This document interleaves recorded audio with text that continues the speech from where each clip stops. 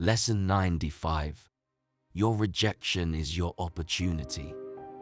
This lesson today features the incident happened in Mark chapter 6, when Jesus was rejected after he spoke in the synagogue, and the leaders of the church were jealous and ridiculed him because they knew him since he was born, and they knew their family, and because of this they find no reason to pay attention to what he said or does. Even though Jesus had the hunger for spreading the good news to his home place, he was forced to move away, and he went to Galilee where the crowds ran to him.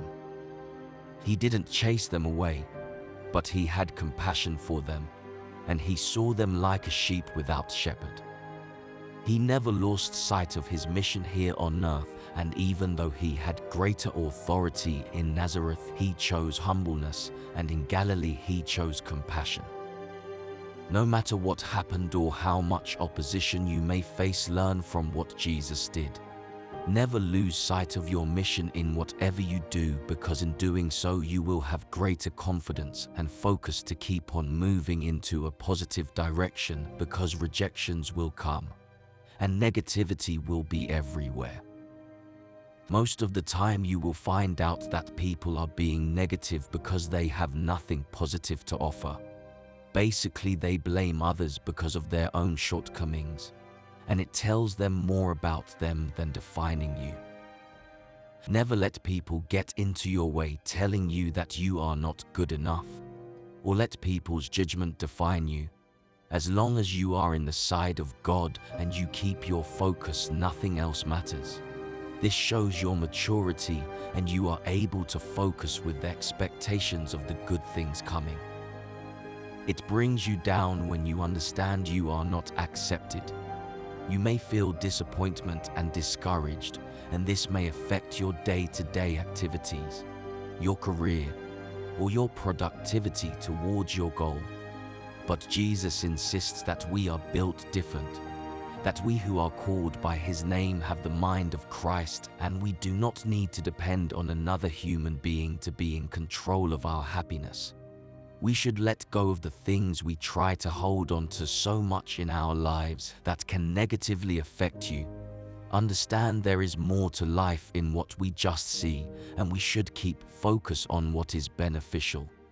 Keep your eyes focused on Jesus. It requires you to have an overhaul of your thinking and recreate yourself to a better and much stronger person, and this starts from the inside out. First, it must start by giving your life to Jesus, because he said plainly that he is the way, the truth, and the life. No one comes to the Father except through him. He is the beginning and the perfecter of our faith, and everything must flow from him towards other areas of our lives. When we are in Christ, it is no longer we who live, but Christ who lives in us. This means you no longer have to struggle with the things of this world, because we have the one who overcomes it, and he is more than able to take control of it. All we need to do is to surrender to him.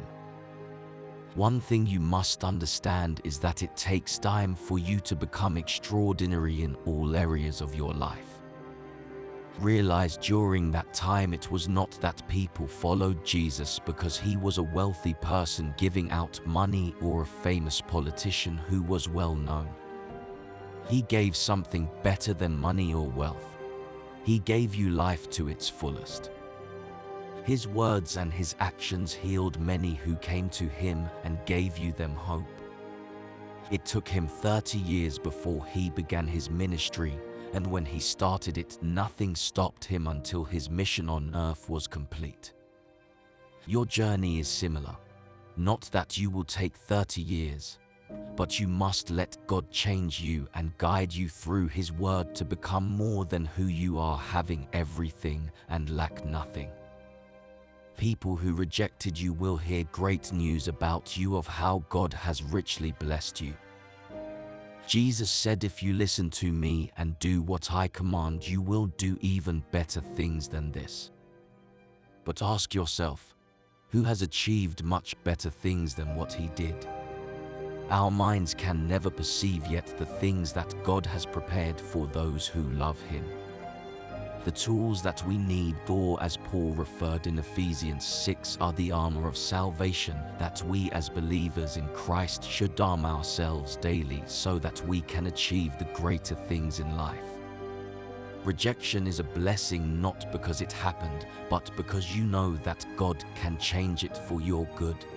You know deep inside that whatever happened doesn't matter because of who you are in Christ. Always stand firm, keep praying, and never give up on doing what is good.